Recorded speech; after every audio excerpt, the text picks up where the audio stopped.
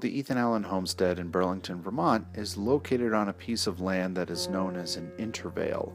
And an intervale is a intermediate wetland that floods every year. The soil around it tends to be incredibly fertile, and it's highly sought after by people throughout history because of how fertile the land is. One example, the Nile River, which floods every year. This piece of land, Burlington's Intervale, was home to many people long before Ethan Allen ever set foot on it.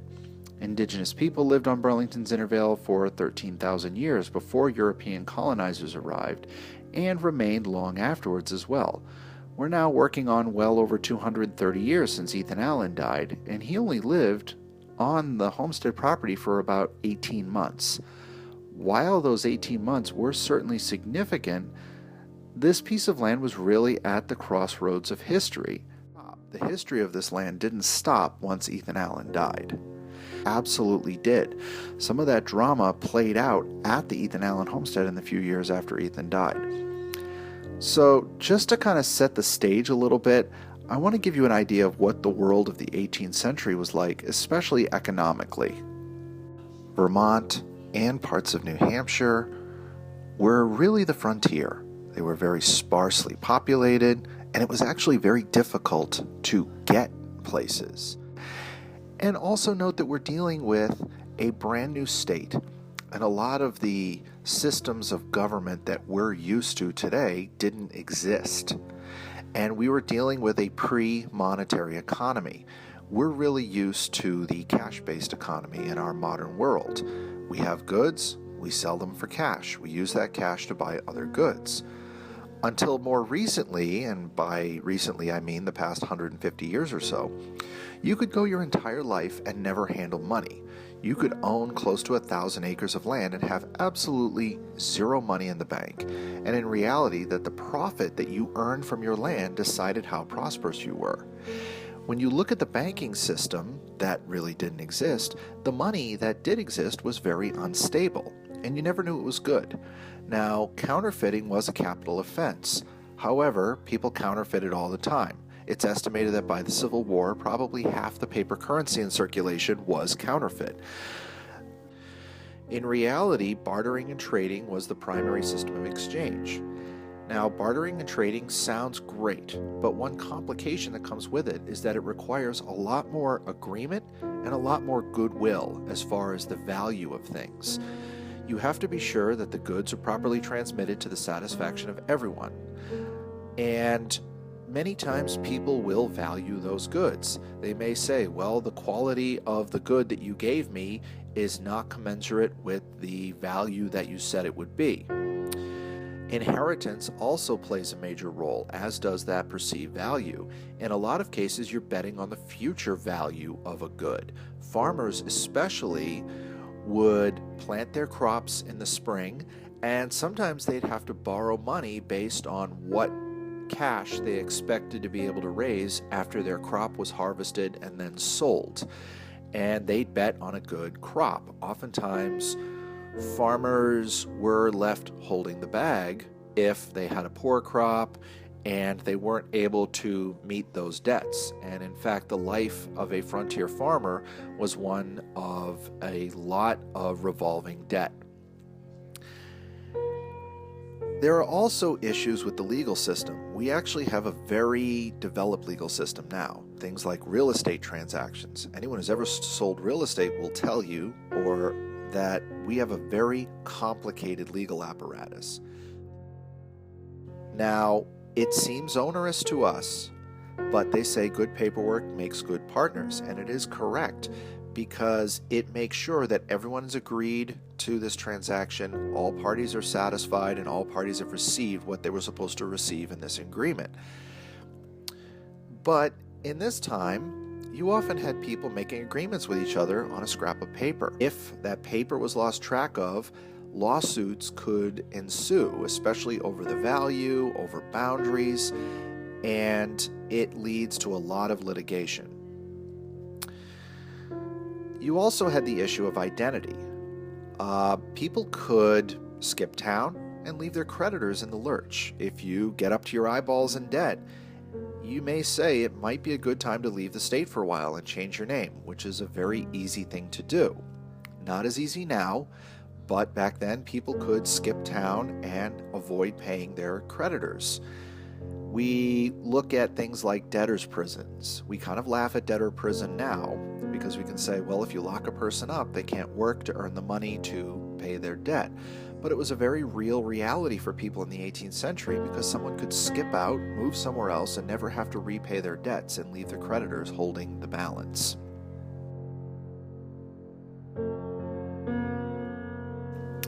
So let's begin before Ethan died, and we're looking at the holdings of the Onion River Land Company, which was a speculating business that was started by Ethan, Ira, their brothers, and their cousin, Remember Baker. They were going to speculate on land. They were going to buy land at a low rate, hoping that the value would go up, and then they would sell it at a significant markup. They formed this company in 1773 and began buying up a lot of land. A lot of the titles that the Onion River Land Company owned were based on New Hampshire titles. Now, if you're familiar with the history of Vermont, Vermont was claimed by both New Hampshire and New York. The governor of New Hampshire issued charters for towns within Vermont. The governor of New York did the same thing. During this legal dispute, the Crown initially sided with New York. But there was a lot of vagueness as to what would happen with the New Hampshire settlers who had purchased land legally and now were facing disenfranchisement over this ruling. So the value of those New Hampshire titles were called into question, and of course they dropped significantly. So anyone who was buying New Hampshire titles were buying them at a significant discount, hoping that they would be validated someday and you could sell them at market value. This does put an economic motivation into why the Allen family vehemently supported the rights of New Hampshire settlers, because they would also be out a significant amount of money. I am not going to say that the rights of the settlers didn't play a role as well, but you do have to acknowledge the economic motivations. The lack of validation of the New Hampshire titles was a major political issue in early Vermont. In fact, you could say it colored a lot of the economic decisions in early Vermont until statehood, because it wasn't until statehood in 1791 that they were finally validated. The Onion River Land Company in total owned about 45,000 acres of land in what is modern-day Vermont. An accurate map of the state delineating its borders was not drawn until 1790, and so there were border disputes all over the place. And there were even sections where people didn't recognize the authority of the Republic of Vermont. They may recognize the authority of New York or even somebody else. So there was a lot of confusion in the legal system, and it meant that there would be a lot of legal disputes and a lot of concern as to how you're going to deal with land issues after this situation ended. The Onion River Land Company existed throughout the American Revolution, but there were complications following the war. Five of the five original, they were the only two brothers that survived the American Revolution with their fortunes intact. Levi did survive the Revolution. He supported the Loyalist side, so not much is mentioned. To my mind, Ethan was a relatively silent partner. He was heavily involved in a lot of his political pursuits. Ira was the one who was significantly trying to add to the perceived value of this land, and it would end up being a commercial failure. In 1787, they were facing losses and they decided to dissolve the Onion River Land Company. And there's a letter, an official agreement between Ira and Ethan Allen in 1787 agreeing to divide the land. And this deal must have been cooking for a while, but they officially dissolved the Onion River Land Company in 1787, and when they dissolved it, Ethan was supposed to have gotten as his settlement 1,400 acres of land and $500 worth of building supplies. There was a complication in that while they did reach an agreement, Ethan and Ira that is, by all accounts, it was never fully executed. The official transfer of ownership from the Onion River Land Company to Ethan Allen himself never truly occurred, And one of the reasons we know this was a deposition was given by Fanny Allen in 1802 in which she stated that the $500 of building supplies were never delivered. And in fact, there was a lot of arguing and bickering between the brothers as to when this would actually happen. By all accounts, the financial situation of the Allen family while living at the homestead was not the best. Letters indicate that they were often strapped for cash. Ethan often complained how he could just never seem to have enough money to do what he needed to do. The family was always living on the margins, and there were lots of reports of items being sold to cover household expenses. Keep in mind, if there's no money, there's also not much to buy. And so what people had, they had to produce and make themselves, and again, in a barter-based economy, keeping track of all the various transactions could be a daunting task. In the Allen house was by all accounts rough and primitive. Reports indicate that Fanny Allen, despite having come from high society, had to adapt to a very rough frontier living lifestyle. Things were cramped, things were cold. Historical evidence also reveals that Ethan was probably not the easiest person in the world to live with. After he died in February 1789, complications followed. Considering that the land deal was never fully executed and that IRA had not come through with his bargain, Fanny wasn't really sure what property was hers and what she could use to leverage her debt. The other complication was that Ethan died without a will. Fanny Allen's attorney often commented in his notes that had Ethan left a will, this would have been much simpler, and she probably would have had much more to work with. It fell upon Ira Allen to administer his brother's estate. He became the owner of record, and he was the one that had to make sure his sister-in-law was cared for. But there were more complications because the actual market value of the land was not very high at that moment.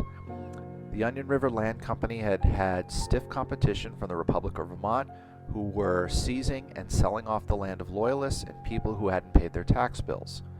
So Ira was betting on improvements increasing the value, and he held onto the land title for as long as he could, hoping he could make a return on the investment.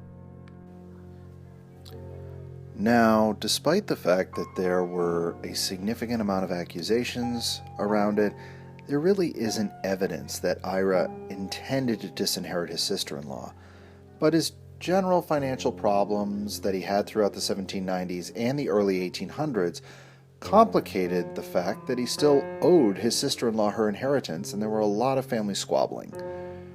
We know that an inventory was taken of the estate in September 1789. Ira Allen arrived at the Allen house to take an inventory and accounting of all the objects in it. And this event actually gives you a little window into the Allen family dynamic. Ethan had left 6 children behind from his first marriage, 3 from his second marriage. The 3 daughters from his first marriage, one of them, Lucy Caroline, had just married Samuel Hitchcock, and her younger siblings had gone to live with her and her new husband. Now, Ethan's second wife, Fanny, was only responsible for taking care of her 3 older children by Ethan. During this inventory, there are accounts of squabbling over different things. A lot of sundry items like sheets, watches, and candlesticks, things that we don't often think of. And a lot of people in our modern world would be saying, why would we argue over sheets? But it gives you a window into the world they inhabited. We tend to live in a modern world of abundance. We live in a post-industrial world where we can get almost anything we need for cheap. But goods back then were harder to come by and had significantly more value. We also have to look at why people are arguing clothes through the lens of women's rights at the time, or rather the lack of women's rights during this time. When women married, as the vast majority of them did, they still had legal rights, but they no longer had autonomy. Instead, they found themselves in positions of almost total dependence on their husbands, which the law called coverture. Now, coverture was based on the assumption that a family functioned best if the male head of household controlled all of its assets. As a result, a married woman could not own property independent of her husband unless they had signed a special contract called a marriage settlement. Such contracts were rare and even illegal in some parts of the country.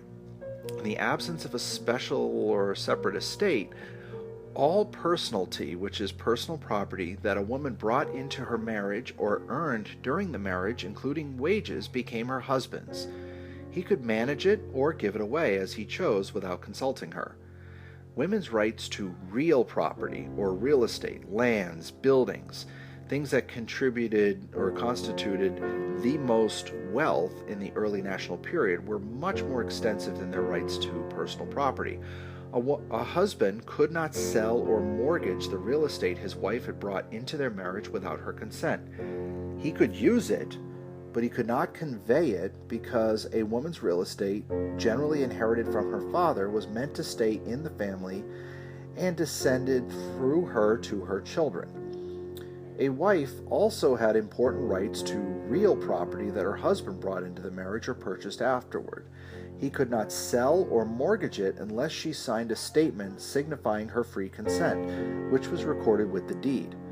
Few mortgagors or buyers would enter into agreement without the wife's consent. They knew that she retained her right to be maintained by the property in the event of her husband's death, even if he died insolvent. Courts were careful to ensure that a wife signed a conveyance of her own free will and not because of pressure from her husband. In fact, in many cases, a court officer would question her apart to confirm that she actually agreed to the sale or mortgage. Now, was there pressure in private? Absolutely.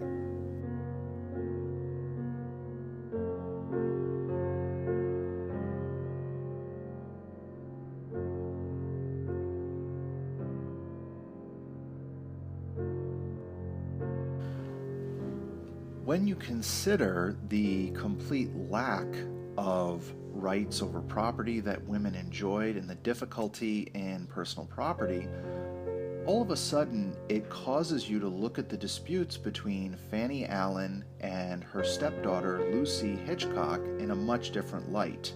When you're looking at arguing over things like linens, personal effects, it suddenly takes on an entirely different meaning, because in many cases this was the property that women were allowed to own, and there were so many institutional barriers put up towards women owning real property or even enjoying the benefit of owning real property, that oftentimes these smaller things, which could be sold for cash that was needed when needed, and the value of those goes up significantly. In fact, Fanny Allen paid their hired hands in cloth. And so all of a sudden, arguing over personal effects doesn't seem that much far off like it would today.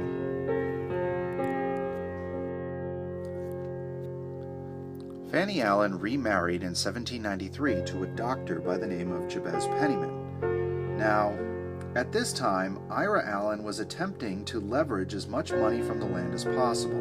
He was hoping that the land would increase in value and allow him to turn a much larger profit, and as his debts began to mount, it actually became easier for him to borrow money against his land than it was to, say, sell it at a loss.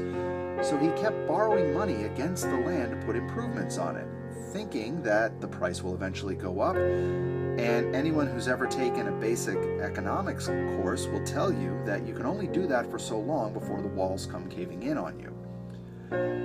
In the early 19th century, Ira was working on a scheme to get some cash. He was gathering money and calling in debts to go on an expedition, which would later be called the Olive Branch Affair. He went to buy guns for the Vermont State Militia. He gathered a bunch of loans, and he actually was gone on this expedition for about 5 years. He was detained by the British under suspicion of arming Irish rebels. There's actually a really interesting story about it, but in Vermont, nobody really knew what was going on with this. They knew he had borrowed a bunch of money to go secure these weapons. What happened in London was he had a business meeting that apparently didn't go well. The business partner told British authorities that he was buying guns for Irish rebels and not the Vermont militia, and he was detained. And there wasn't really an international mission at the time for Vermont to get him back. And everybody is wondering, especially as creditors, when is IRA going to return? At that point, from around 1794, Fanny and Jabez Penniman moved into the Allen house, and they would actually live there for 5 years. Ira was away. He wasn't there to give permission, and I think they were going off of the idea that possession is 9/10 of the law. And they were making improvements to the land. Penniman indicated that he completed work on a barn that had been started during Ethan's time. And at that point, though, they never knew if they were going to actually legally own the land, because IRA had to officially transfer the title for it, and it was always in this legal gray area. And by the accounts, this got to be a bit much for them, because they had no idea where IRA was. They didn't know if they would gain the title for the property. So just as the century turned, they entered into an agreement with a gentleman by the name of Jonathan Ormsby. And he had a bit of a dubious claim to the homestead property, and so they agreed for a sum of money to vacate and let him deal with the legal issues. Now, Ormsby will come into play a little bit later. He did live at the homestead at one point. I guess he could technically be considered a tenant of the property, but Penniman and Fanny decided to move to Westminster. And at that point, litigation flooded in. A lot of his creditors were seeking him to pay his debts. While Ira had been in prison, all of the guns that he had purchased and intended to sell for the Vermont State Militia had rusted out and were generally useless, so he completely lost that investment. And his nose was open for a significant amount of money, and people began filing lawsuits left and right. Some of them were people like the trustees of the University of Vermont, because they had been promised a significant sum of money in addition to the land he had conveyed to UVM. And the trustees of the University of Vermont actually had to sue him. In 1802, Fanny's husband, Jabez Penniman, sent a letter to Ira. Now, we have copies of the letter, and it's really fascinating because Penniman puts pressure on Ira to settle Ethan's estate, and he says to Ira that your brother, Ethan, would have taken care of his children, and they need to be cared for properly.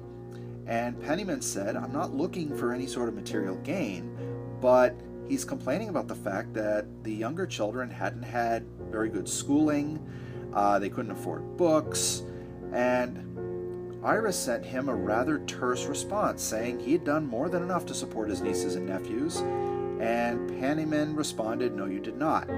You can probably guess where this is going. Fanny and Jabez Penniman filed a lawsuit against Ira in the Chancery Court. Now, Fanny could not file the lawsuit herself. Her husband, Jabez Penniman, had to file a lawsuit on her behalf to secure her dower's rights for the homestead property. I'm showing you a scan of the actual lawsuit. It's a rather fascinating read. And there's a lot of depositions and letters as the courts were trying to figure out who sold what to whom.